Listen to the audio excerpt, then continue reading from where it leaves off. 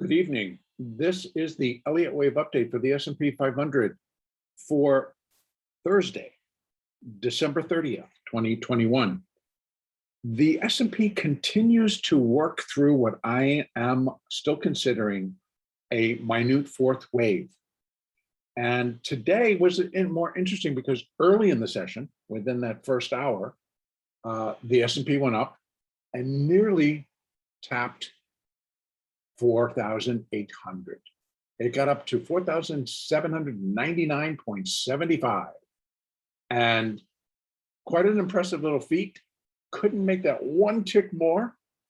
And everybody stood in, they wanted to sell the high, and I don't know why, but that's where it stopped. And boom, and then it started to decline. So I'm still looking at this entire scenario. Let's see if I can get this opened.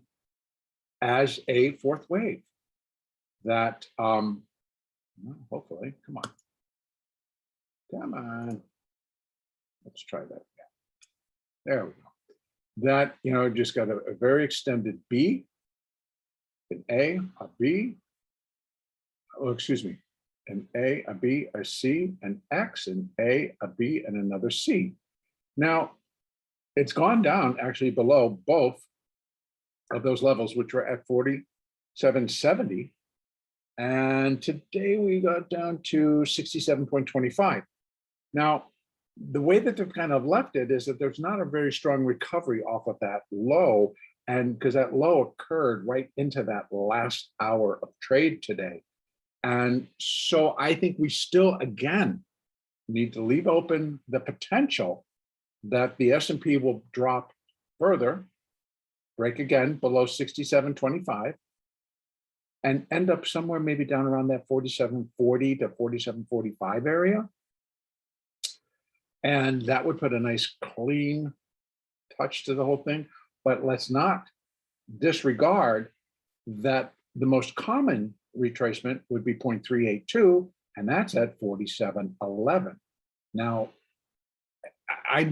again, last day of the year, final expiration of the year, et cetera, that most of my brain wants to settle on they're going to push the market higher.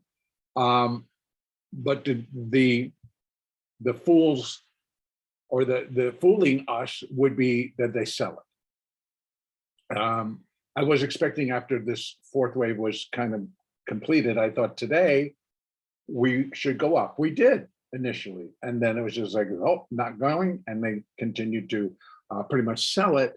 But the hardest selling came at the end of the day, came in that last hour of trade, and it was pretty much just like very, very consistent, basket after basket of stock hitting the market on the sell side. So tomorrow could be either direction, let's put it that way. So I think we need to be prepared for both. And what's going to tell us that we are heading lower is, of course, breaking below 47.67. Then we do have some minor support here, which was resistance on the way up. Now should be some support on the way back, and that's at 47.57. Now that may hold, but then we have stronger resistance on the Fibonacci basis for a corrective phase at 47.45 down to 47.40. And then we have the 200 moving average, the hourly 200, here at 47.25. And then additional Fibonacci at 47.11. So we have pretty strong support, all pretty much above 4,700.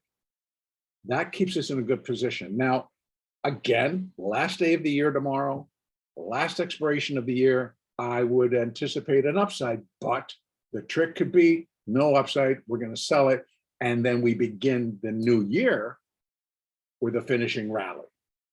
So I still leave open that the S&P will go up and make a new all-time high.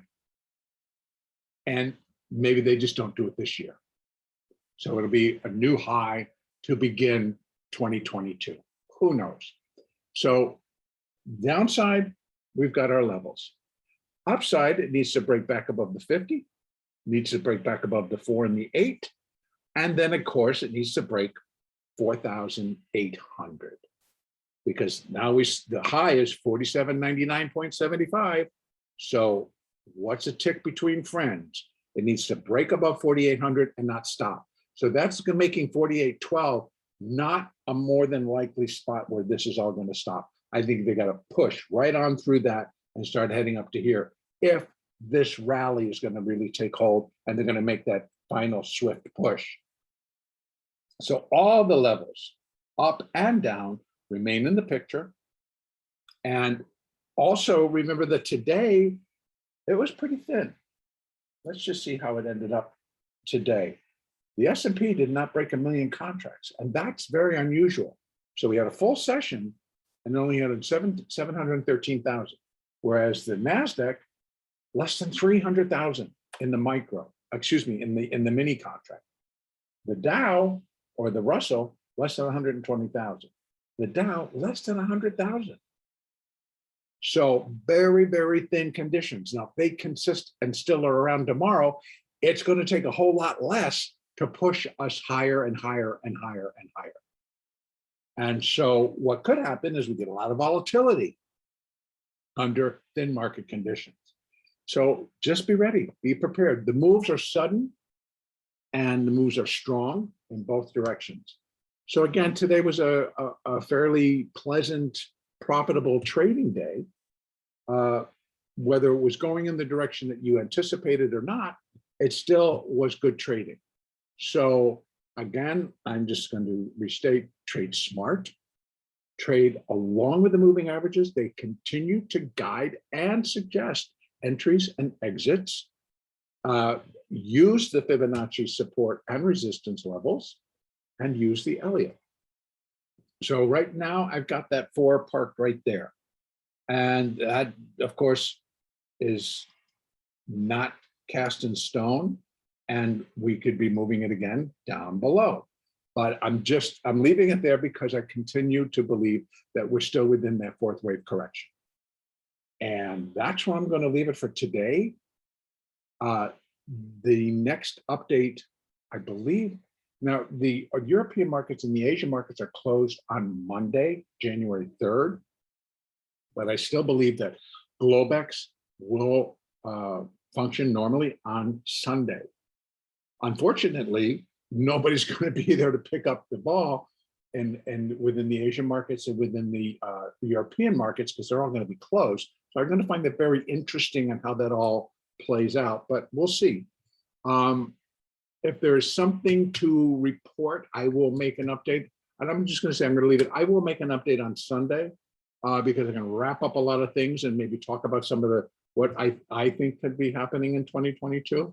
So it'll be kind of a year-end, new year type of an update. And so that'll be on Sunday. And I want to wish everybody a very happy and safe new year. And I hope that 2021 goes down as successful, as joyful as possible. Let's leave it that way. And I will catch you all in the new year.